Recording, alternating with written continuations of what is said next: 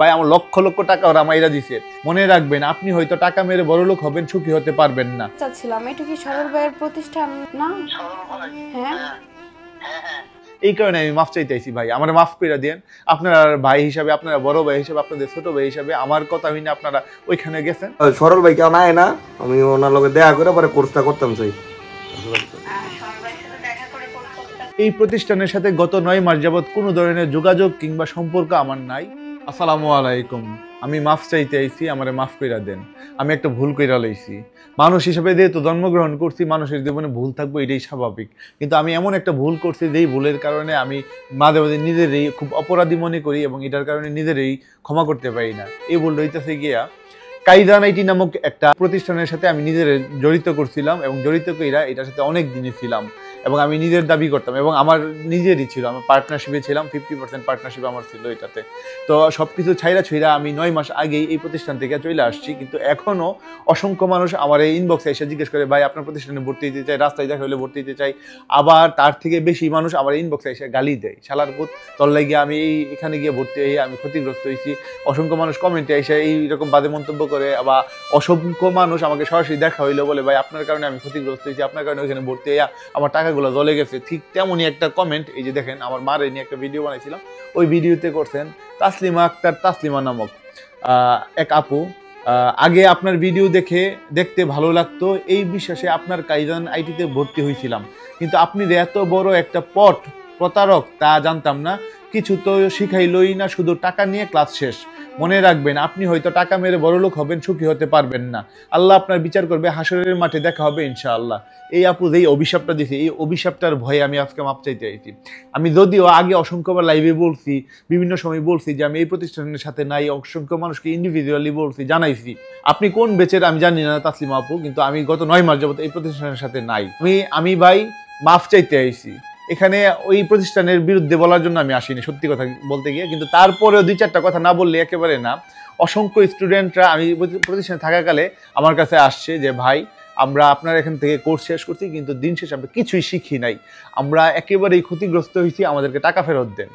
ওই স্টুডেন্টগুলা যখন আসলো তখন আমার রিয়েলাইজ হইলো, তার আগে অনেক কমপ্লেন আমার কাছে আসতো। আমি এই কমপ্লেনগুলো একদম অফিসে বইসা থাইকা একদম সিইও মমিন সাহেবের নিয়ে সারানোর চেষ্টা করতাম। একটা বেচ এমন ছিল যেই বেচের টিচার নিয়ে কমপ্লেন ছিল, টিচার চেঞ্জ করে আরেকজন আনছি। এইভাবে চেষ্টা করছি আমি আমার জায়গা থেকে। এবং শুরুর দিকে ওনারা আমাকে যে কমিটমেন্ট দিছিল মমিন সাহেব, মানে এই কাইদান আইটি, ওই কমিটমেন্ট অনুযায়ী তারা বলতেছে যে প্রতিনিয়ত ইমপ্রুভ করতেছি ভাই, যেহেতু শুরুর দিকে এই কারণে একটু কমপ্লেন আছে, এটা ঠিক হয়ে যাবে, এই হয়ে যাবে, ওই হয়ে যাবে, এইগুলো বলতো আমাকে। আমার কাছে তারা অনেক কিছুই লুকাইতো। ইভেন লোক এখানে চাকরি করতো জিওন নামের, যেই ছেলেটা একদিন একটা তাদের অফিসের ইন্টারনাল ব্যাপার, গোপন ব্যাপার আমার জানার কথা, কিন্তু সেই ছেলেটা বলে দিছে, কিন্তু তারা জানাইতে নিষেধ করছিল। সেই ছেলেটা জানাই দেওয়ার কারণে তার চাকরিও চলে গিয়েছিল। এইরকম অসংখ্য ইম্পর্টেন্ট ডকুমেন্টস তারা আমার কাছে লুকাইতো।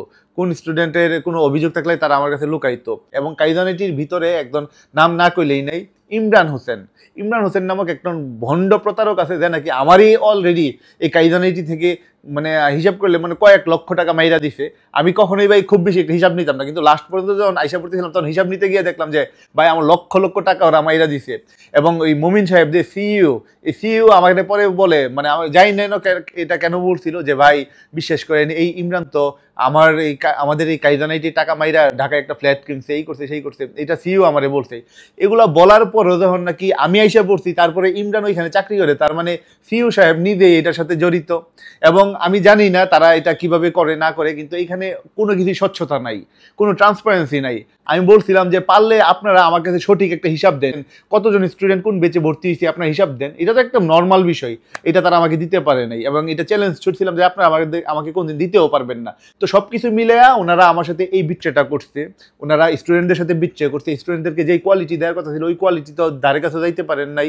আমি ভাই বারবার তাদেরকে বলতাম, ভাই এইভাবে হইব না। সবকিছু মিলাইয়া এখানে যা হইতে যাই স্টুডেন্টরা আমার কথা শুনে এখানে ভর্তি হয়েছেন, আপনাদের কাছে আমি মাফ চাই। এই কাইদান আইটিতে 2টা মানুষও চিনতো না, আমি এখানে যাওয়ার পরে আমি প্রমোশন করার পরে এই কাইদানিটির অসংখ্য মানুষজন আমার দিকে চাইয়া এখানে গেছে, অনেক স্টুডেন্ট ভর্তি হয়েছে আমার দিকে তাকাইয়া, কিন্তু এই স্টুডেন্টগুলো আমার দিকে তাকাইয়া ভর্তি হওয়ার পর যদি ক্ষতিগ্রস্ত হয় তাহলে এই দায়ভার আমার। এই কারণে আমি মাফ চাইতেছি ভাই, আমার মাফ করে দেন। আপনারা ভাই হিসাবে, আপনারা বড় ভাই হিসাবে, আপনাদের ছোট ভাই হিসাবে আমার কথা হইনি আপনারা ওইখানে গেছেন এবং ওইখানে গিয়ে ক্ষতিগ্রস্ত হয়েছেন। আমি অনেক স্টুডেন্টদেরকে ওইখান থেকে তাদের ক্ষতিপূরণ তুলে দিছি আসার আগে। বিশ্বাস করেন ভাই, আমি এখান থেকে লাখ লাখ টাকা, কোটি কোটি টাকা ইনকাম করে লিখছি এমন না ভাই, ওরা আমার সাথেও ভাই বিট্রে করছে। তো যাই হোক, আমার সাথে যা করছে না করছে এটা কোনো সমস্যা না, সমস্যা হইতে ভাই আপনাদেরকে কিছু শিখাইতে পারে নাই। আমি আমার কথা শুনে আপনারা গেছেন, আমার কারণে আপনারা ক্ষতিগ্রস্ত হয়েছেন। এখন আপনারা আমার সাথে দেখা হইলে এইভাবে আমাকে বলেন যে ভাই আপনার কারণে ক্ষতিগ্রস্ত হয়েছে, এইটা শোনার পর আমার খুব খারাপ লাগে। মোহাম্মদপুর গেছিলাম কিছুদিন আগে বছিলাতে, ওইখানে যাওয়ার পর এক আপু আর তার মা আমার কাছে বলতেছে ভাই আপনার কথা শুনে গিয়েছিলাম, কিন্তু গিয়ে এত বড় ক্ষতিগ্রস্ত হবো আমি জানতাম না, আমার টাকা নাই পয়সা নাই, আমি ধার করে আইনে একটা কম্পিউটার গেছি, আপনাদের এখানে ভর্তি হয়েছি, কিন্তু কোনো বিন্দু পরিমাণে কাজে আসে নাই। এবং এই কথাটা অসংখ্য মানুষজনই বলে। তাই আমি বলি, যারা নাকি আপনারা ফ্রিল্যান্সার হইতে চান, ফ্রিল্যান্সিং করতে চান, সর্বপ্রথম ফ্রিল্যান্সিংটা কি এইটা আপনি নিজে নিজে জানেন, যাচাই বাছাই করে একটা ভালো প্রতিষ্ঠানে ভর্তি হয়েন। আমি যখন নাকি টের পাইছি যে ফ্রিল্যান্সিং এর নামে এখানে মানুষকে ঠকানো হয় ভাই, সত্যি কথা বিশ্বাস করেন, আমি ঠিক ওই সময় আমার টাকা পয়সার মায়া করি না, আমি ওদেরকে বলে আসি ভাই টাকা পয়সা কিচ্ছু লাগবে না, যা দিছেন ভাই আপনারা আল্লাহর হস্তে আমার মাফ করে দেন, আমার আপনারা প্রতিষ্ঠানের পরিচয় দিয়েন না। কিন্তু তারপরে আমি আইসা পড়ার পরেও ওরা আমার নাম বাঙ্গায় স্টুডেন্ট ভর্তি করাইছে, এটার প্রমাণও আমার কাছে আছে। আমি আমার ছোট বোনকে দিয়ে ফোন করাইছিলাম ওদের প্রতিষ্ঠানে যে সরল ভাই কি এখনো আছে কিনা, থাকলে আমি ভর্তি হইতাম, এরকম একটা ব্যাপার নিয়ে। আরেকটু জানতে চাচ্ছিলাম, এটা কি সরল ভাইয়ের প্রতিষ্ঠান না? সরল ভাই? হ্যাঁ, হ্যাঁ। আমি ওনার সাথে একটু যোগাযোগ করতে চাচ্ছিলাম। উনি তো ইন্ডিয়াতে। ও, আমি কিভাবে যোগাযোগ করব? ওনার সাথে যোগাযোগ করার কি আপনি আমাকে একটু ভিডিও কল দিয়ে আমাদের প্রতিষ্ঠানটা দেখতে তো অবশ্যই হবে যে আসলে এটা সরল প্রতিষ্ঠান বা তার ভিডিওতে দেখতে কি। ওরা বলছে হ্যাঁ সরল ভাই তো আছে, আপনি আসেন ভর্তি হন, সরল ভাই আপাতত একটু দেশের বাইরে আছে, ইন্ডিয়াতে আছে, এটা বলছে। আমার ছোট ভাইরে দিয়ে আর কয়েকদিন পরে আবার ফোন দেওয়া হয়েছিলাম। না অফলাইনেই করবো। সরল ভাই কেউ নাই না, আমি ওনার লগে দেখা করে পরে কোর্সটা করতাম চাই। ওরেও সেমি কথাটা বলছে যে সরল ভাই তো দেশের বাইরে আছে, আপনি আইসেন ভর্তি হন, পরে ভাই সাথে দেখা করাই দিব, এইভাবে বলছে। পরে আমি যখন ওদের বলছি আপনার আমার নাম ভাঙে স্টুডেন্ট ভর্তি করেন কেন, পরে বলে ভাই এটা ভুল হয়ে গেছে, এমন তো হওয়ার কথা না। কিন্তু দিন শেষে ভাই ওদের ভুল না, ওরা ইন্টেনশনালি এরকম করে আমার নাম ভাঙায় অসংখ্য স্টুডেন্টকে ভর্তি করাইতেছে। এই কারণে ভাই আমি বলতেছি যে আমার নাম ভাঙ্গায়া যেন আর কেউ আপনাদেরকে ক্ষতিগ্রস্ত করতে না পারে, আপনারা একটু সচেতন হন। ইদানিং আবার দেখতেছি এই কাইদানাইটি অন্যান্য ইনফ্লুয়েন্সারদেরকে দিয়ে প্রমোশন করাইতেছে, মার্কেটিং করাইতেছে, যাদের সাথে আমার পরিচয় আগের থেকেই ছিল। এবং আমি ওনাদের অনেককেই আমি বলে দিছি ভাই আমি নিজে ক্ষতিগ্রস্ত হয়েছি, আমার নিজের রেপুটেশন নষ্ট হয়েছে, আপনারা অন্তত পক্ষে আপনাদের রেপুটেশনটা নষ্ট করেন না এই প্রতিষ্ঠানের প্রমোশন কইরা। কিন্তু তারপরেও তারা টাকার বিনিময়ে এখানে গিয়ে কাজ করতেছে, প্রমোশন করতেছে, অনেক স্টুডেন্ট হয়তো বা ভর্তি হইতেছে, কিন্তু তারা দিন শেষে ক্ষতিগ্রস্ত হইতেছে কিনা আমি জানি না। কিন্তু আমি বলবো যে আপনি কোনো একটা প্রতিষ্ঠানের প্রমোশন করার আগে আমি যেই ভুলটা করছি অন্তত পক্ষে আপনি সেই ভুলটা করেন না। আপনি ওইটার প্রমোশনের আগে একটু জানা নেন মানুষজন কি বলে, বা এখানকার স্টুডেন্টরা আসলে এটাকে ভালো বলতেছে কিনা, এটা আসলেই পজিটিভ কোনো কাজ করতেছে কিনা। যদি আপনার মনে হয় পজিটিভ ভালো কাজ করতে তাইলে করেন, সমস্যা নেই। কিন্তু আমার যে অভিজ্ঞতা 1.5 বছরে ওইখানকার মানুষজনকে চিনছি যেগুলাকে, খুব ভালো হওয়ার কথা না। তো আমি আবারও বলতেছি, যারা ভর্তি হইতে চান আপনারা নিজ দায়িত্বে ভর্তি হবেন এই প্রতিষ্ঠানে, আমাকে দোষারোপ করেন না। আমি আগেও বলছি, লাইভে বিভিন্ন সময় বলছি যে এই প্রতিষ্ঠানের সাথে আমি নাই। এখন আমি আরো দৃঢ়ভাবে বলতেছি ভাই এই প্রতিষ্ঠানের সাথে আমি গত 9 মাস যাবত নাই।